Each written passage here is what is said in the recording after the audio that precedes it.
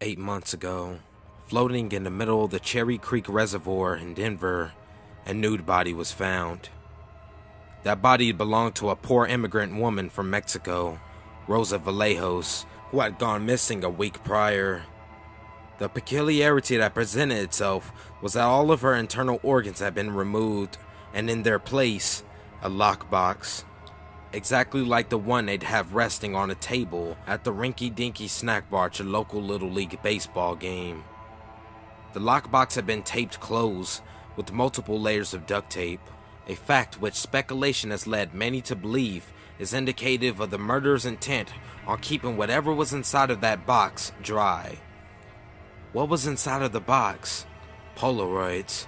Hundreds of Polaroid pictures of, you guessed it, Rosa Vallejos. The pictures seemed to show that whoever had killed Rosa had stalked her for at least a week before killing her.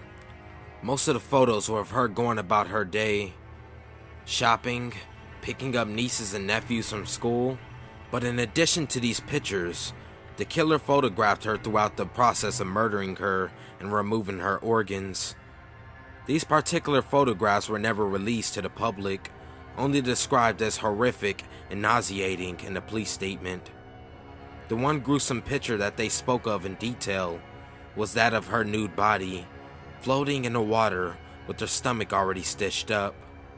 How did the killer get that picture inside? That's what was left on everyone's mind after her body was found. Rosa was only the first. The second known victim was a 68-year-old black man named Alex Bennett. The same was done to his body as was done to Rosa's. Organs removed, replaced with the aluminum lockbox full of photos. However, instead of being found floating in a lake, Alex Bennett was found hung like a piece of meat in the back of a freezer truck parked in a parking lot of the police station. Similarly to the pictures of Rosa, these Polaroids depicted a long stalking phase, followed by photographs of the murder itself. Just like with poor Miss Vallejos, a photo was taken of the body after it had already been sewn up, as well as one of the body after it had begun to show obvious signs of being frozen. In referring to the security cameras of the parking lot, the driver of the vehicle was seen to be a male wearing a ski mask. After parking the freezer truck, he exited the car in a manner that allowed the bulky vehicle to block the view of the camera. The killer's third victim was a homeless, mentally ill 22-year-old man by the name of David Turner. The same was done to his body as the others. However, the strange elevation in this murder was that the killer proceeded to place the dead body in the car, douse the car in gasoline, and light it on fire.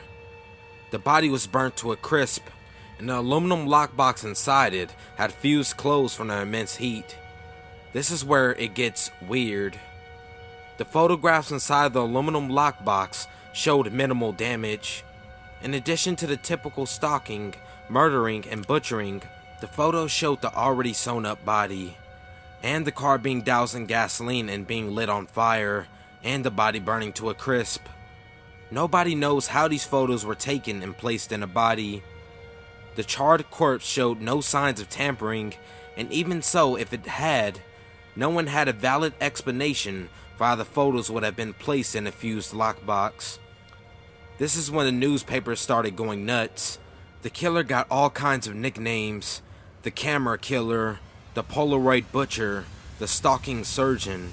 Everyone in the area was perplexed, many even scared.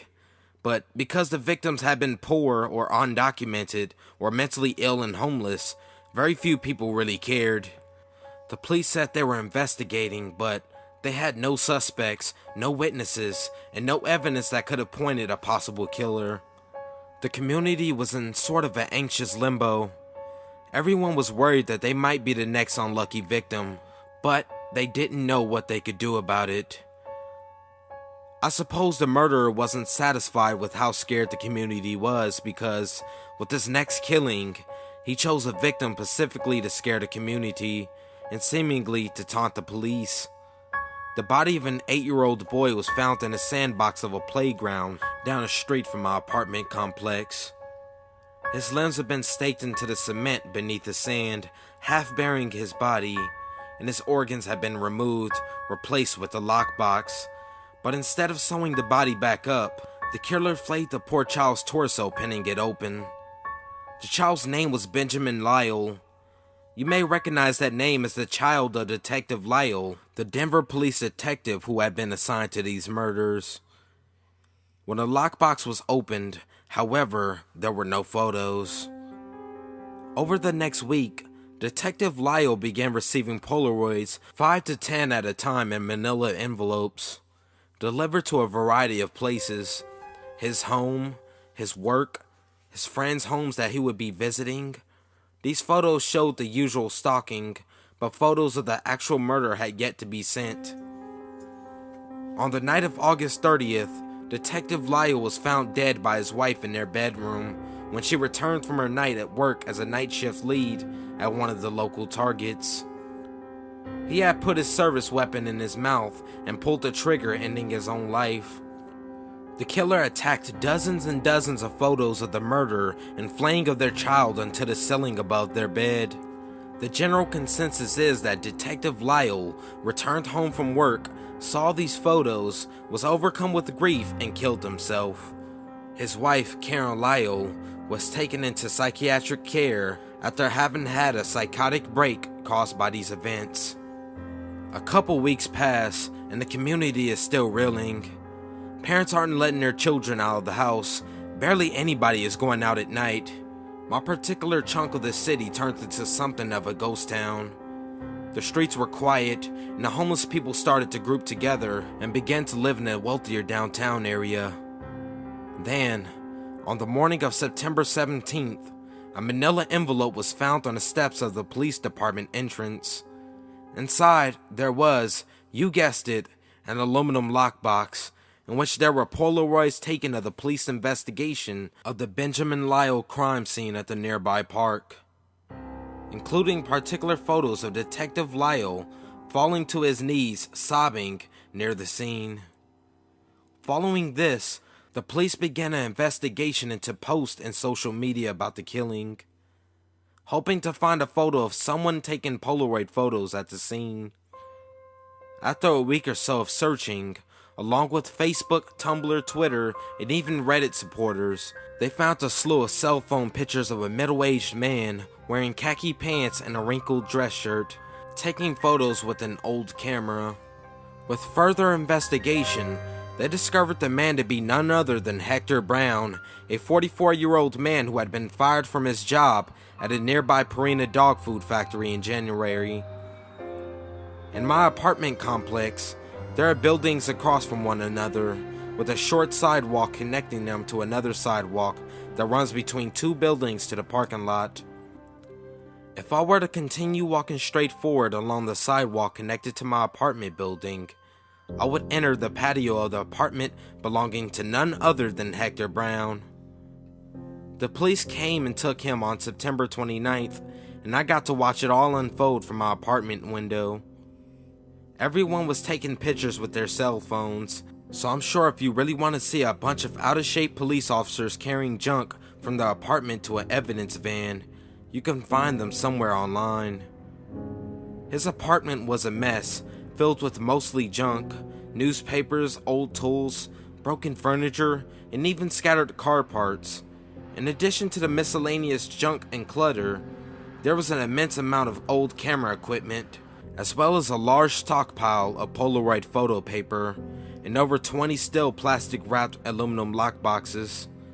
In one of those lockboxes, hidden underneath the removable floorboard, were countless more photos, depicting the stalking and murders of at least 4 more victims who had yet to be found.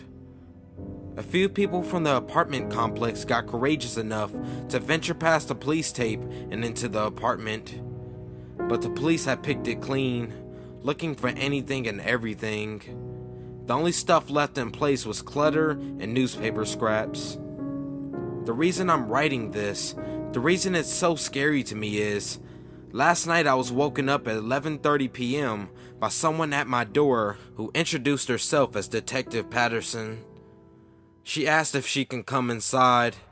I obviously let her in. She pulled a manila envelope from her suitcase in which there was an aluminum lockbox.